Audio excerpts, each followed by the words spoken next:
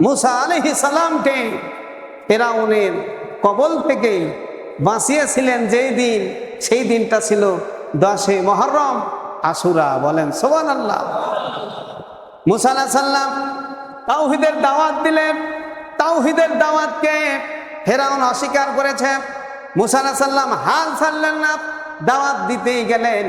আর এই দাওয়াত দেওয়ার কারণে ফিরআউন তার উপরে জুলুম করেছে, নির্যাতন করেছে, অত্যাচার করেছে।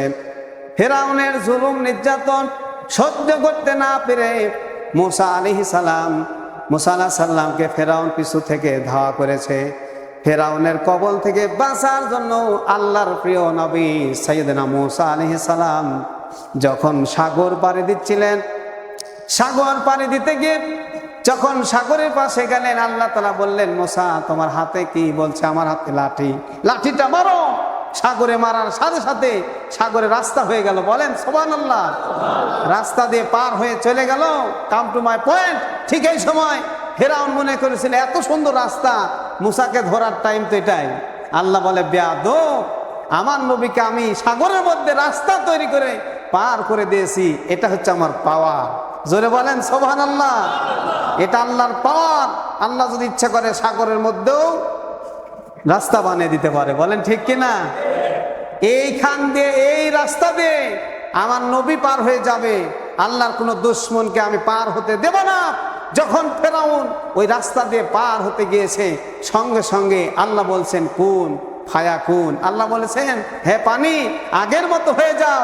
সঙ্গে সঙ্গে রাস্তা বন্ধ হয়ে পানিতে পরিণত হয়ে গেছে। বলেন আল্লাহু আকবার।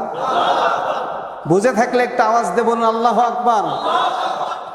ফিরআউন সেখানে ধরাশায়ী হয়ে গেছে এবং সেখানে আল্লাহ তাআলা ফিরআউনকে পানিতে চুবে মেরেছেন, মুসা আলাইহিস সালামকে বাঁচিয়ে দিয়েছেন।